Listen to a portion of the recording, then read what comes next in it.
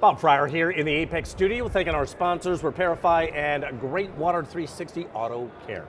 We're joined by Tim Allbritten from BG Products right now. And Tim, this demand for service, when you're talking about dealerships that are booking like 30 days out, that clearly creates a market, hence the AAPEX and all the people here. How can the smaller dealers, not dealerships, but the smaller service providers really go after that market?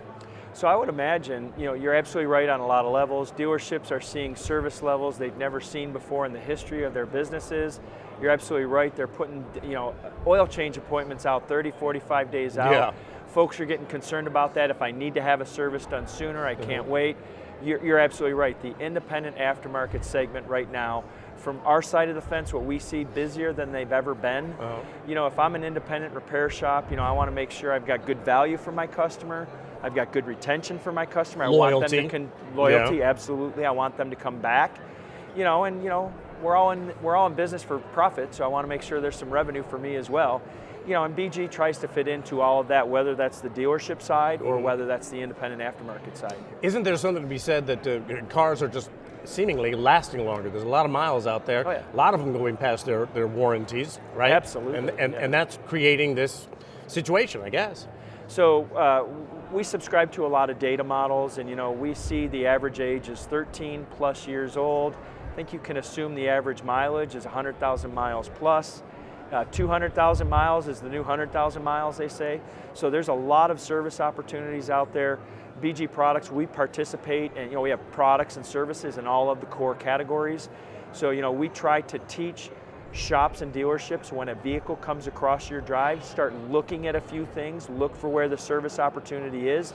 Most folks are trained pretty darn good to come in for the oil change, whether it's old school 3,000 miles, 5,000, 7,500, 10,000. The OEs have changed their intervals a little bit, but lots of service opportunities. Try to look beyond just the simple oil change. Try to look at tires. Does tires lead you to brakes?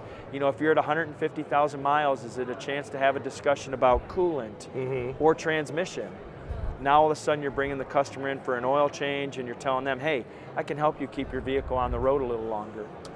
I would imagine, though, there's customer pushback on things like that.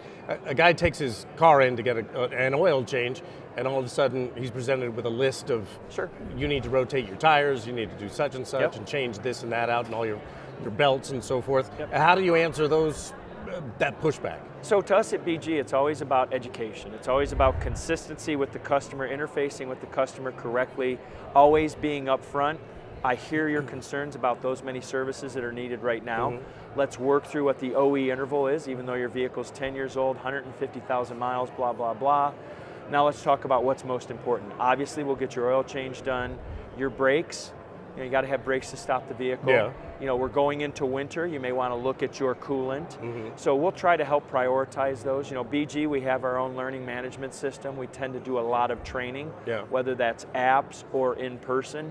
We're always trying to make sure that we're educating the shops, right, so that they talk to their customers accurately. Everybody wants to have that guy that they go to, right? Of So I course. would imagine if you can find a way to engender trust with that customer, you were talking about loyalty. Yeah.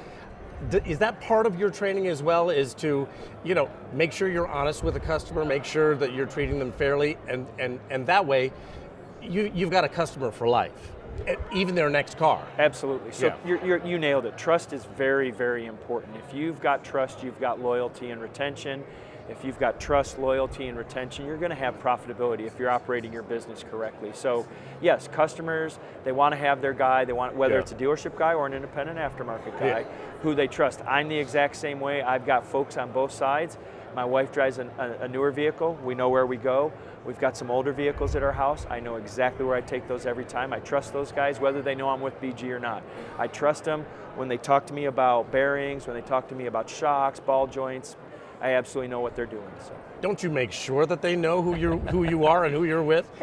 Sometimes I don't want them knowing. I mean, I'll mystery shop, absolutely. I'll go to a dealership. I'll take a vehicle for my wife's vehicle for an oil change at a dealership that I know is a BG dealership. Yeah. I don't want them knowing who I am. I want to see if they're doing their job. I'm going to test them. Yeah. So we'll do a little bit of mystery shopping, heck yeah. But in the end, you let them know. Tim, good to meet you. Very nice to meet you. Thanks Good for to your have time. you here. You bet. Appreciate it. All right, make sure when you're out here at AAPEX 23, you're taking those photos and sharing them on social media, whatever site you use, but use that hashtag AAPEX 23. I'm Bob Fryer in the AAPEX studio.